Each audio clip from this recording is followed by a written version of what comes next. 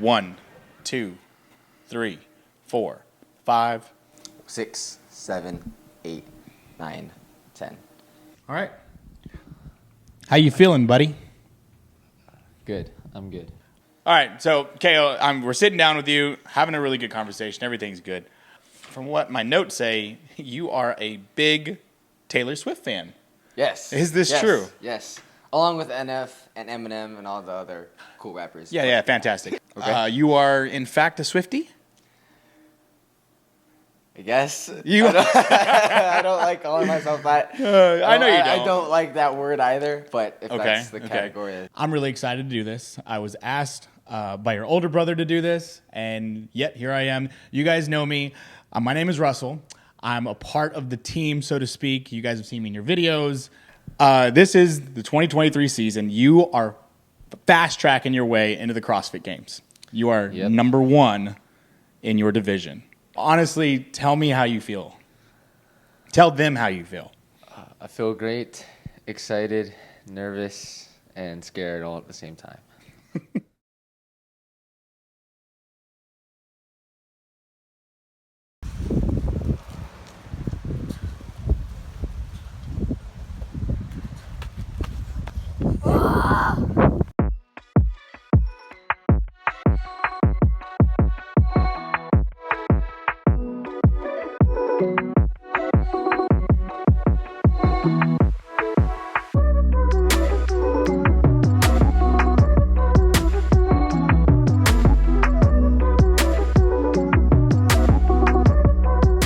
My first question for you, though, is origin in CrossFit.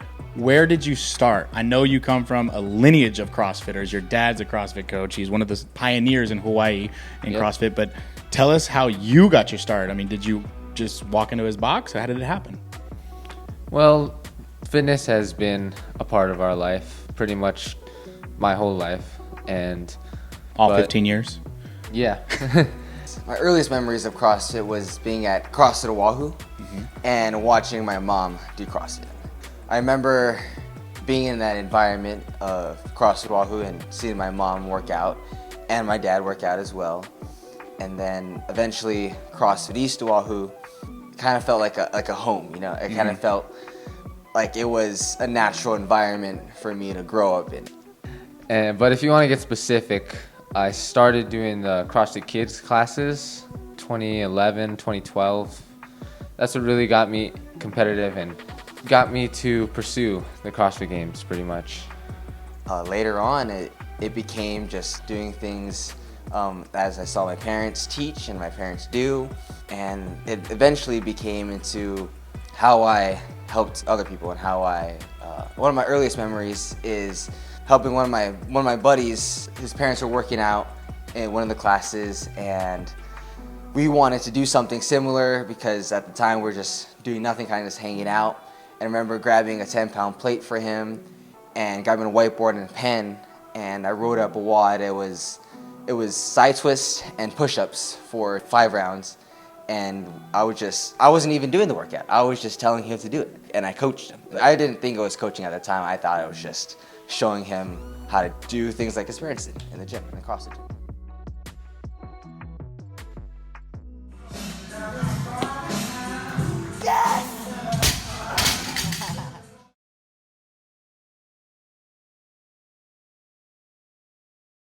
So I know in your family there's a Subiono philosophy.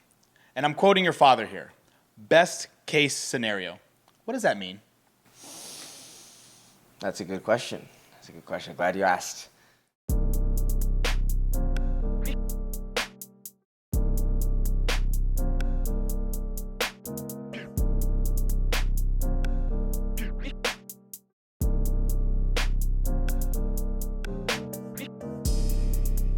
So, best case scenario is a tactic that we implement mostly for our life and in the preparation for the CrossFit Games, and we started putting it in after the 2021 CrossFit Games.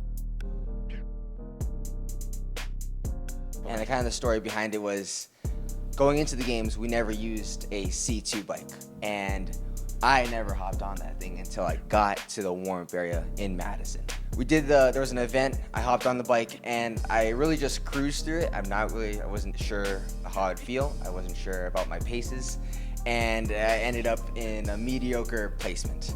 So after that, it was just one thing that we knew going into the games, that we knew like we didn't have that.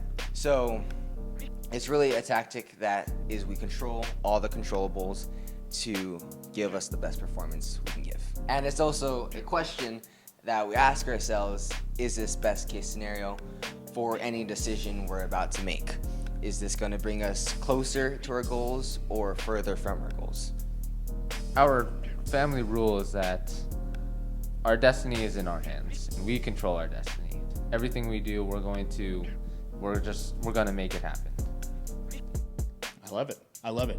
You guys really are building a foundation amongst yourselves. Like the Subiono philosophy, it not only spawns within your family, but it really resonates all the way into the CrossFit community. As you guys run Kumana, that philosophy really helps others achieve a lot of goals. So I think not only is that philosophy that you guys have as a family, I think you guys apply that to your members at Kumana. And I think it's wonderful because you guys have applied that to my family. Yeah. So I think it's great.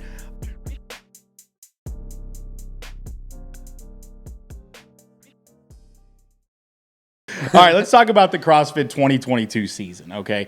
I bring that up because, I've known you for quite some time, and that season you pushed it to the limits. However, you just were right there.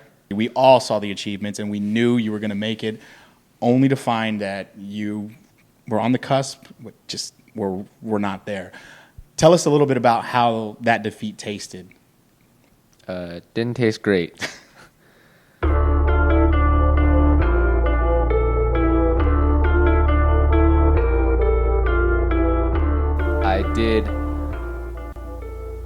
I did maybe cut myself some slack a little bit last year. I think I had this excuse in my head where I was on the younger side and whatnot. But yeah, for the most part, it definitely didn't feel good.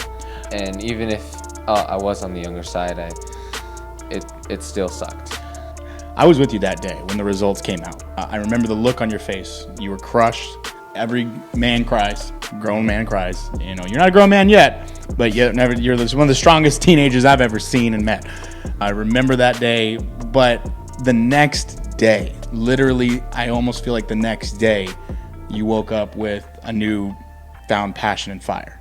So I really think you needed that failure, and this is my opinion, in order to be here today, ranked number 1 in the world.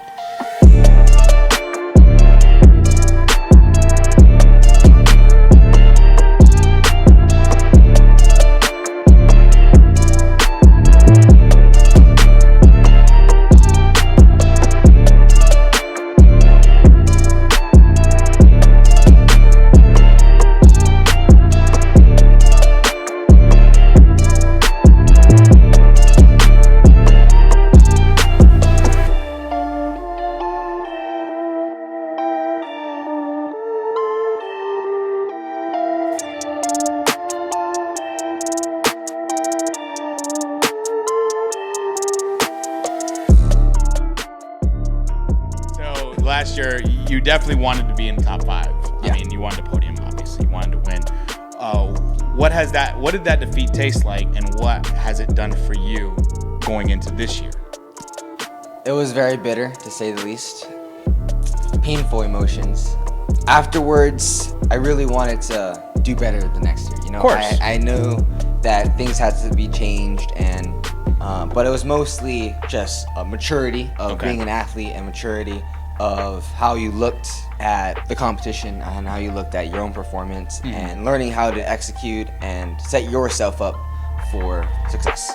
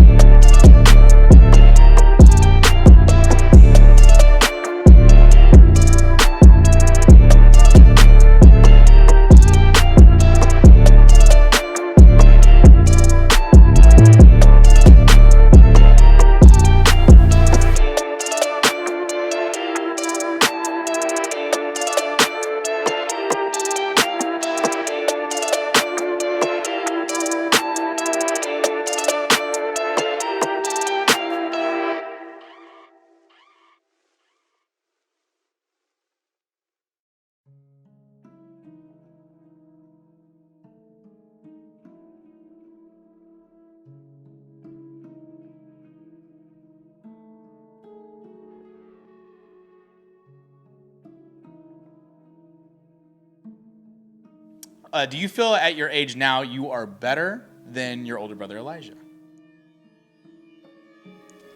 I do. Yes, I firmly believe so. I learned from one of the best, and I'm learning from my younger brother that's also one of the best. So I don't have no other choice but to believe that. It's very clear that you're competitive. It's very clear that you have a thirst to win, like you're out for blood. With that being said, how does it feel knowing that you're already beating your brothers in all these lifts and all these PRs? How does it feel to be that competitive and know that you're dominating all three of them at your age group? None of them have touched this level. You are completely outlifting them. You're first place. You know, always got to give credit where it's due. Even at my age, they did some stuff better than me than I do now.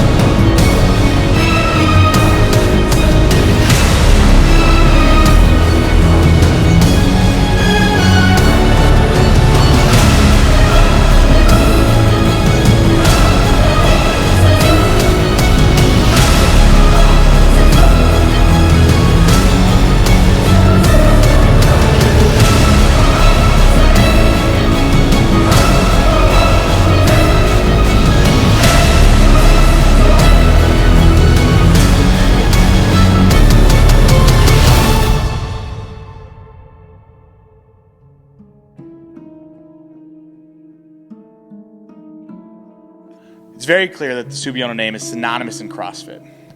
And we know that the name is going to go as far as it can in the sport. But I want to know, and the people want to know, what does the Subiona name mean, and what kind of impact is it going to have on the rest of the world?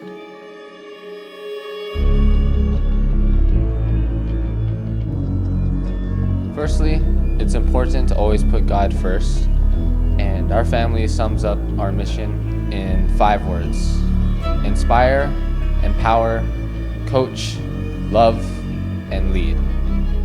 Whatever impact I leave on the world, I want it to ultimately be led by those 5 principles.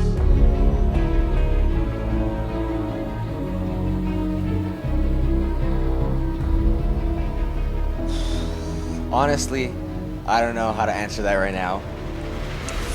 However, I can say that I firmly believe I was put here by God to help others and to make an impact in other people's lives.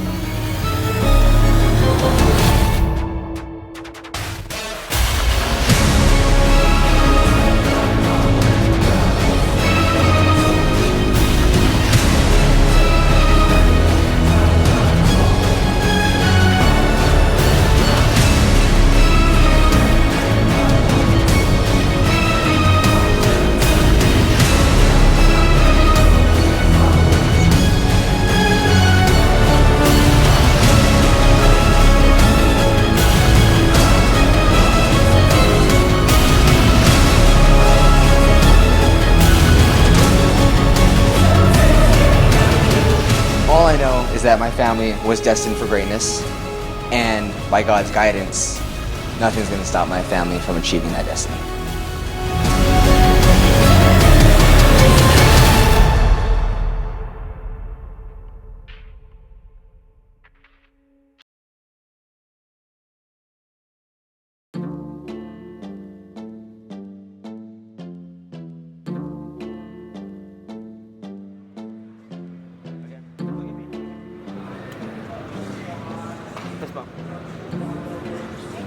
No matter what, there's always a girl that has been hurt, and when she's hurt, she gets up there and sings the Carrie Underwood song. It's a very well-recognized, one of her biggest hits, and any girl that's ever been hurt will get on a karaoke stage and sing that Carrie Underwood song, and doggone it.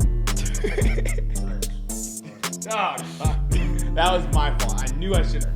You should have taped it up. You're the one that's... No, I was moving everything around. So. Yeah, there you go. Just push it hard. There you go.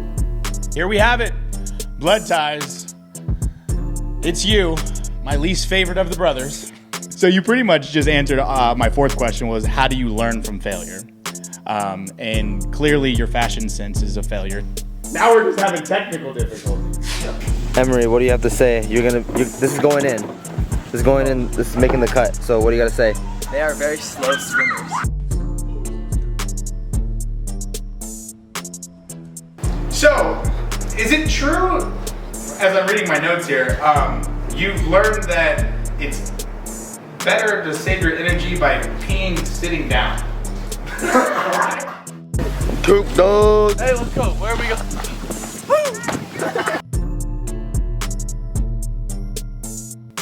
Okay. Anytime you think you're talking too fast, you are. Oh, yeah! Yeah. Let's go! Did I get in a shot? What the? Oh my god!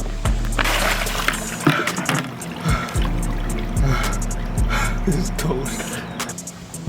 Bro. I can't feel. I don't want to come back.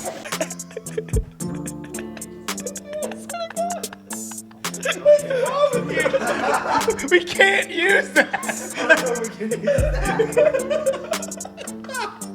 Oh my god. Oh my god.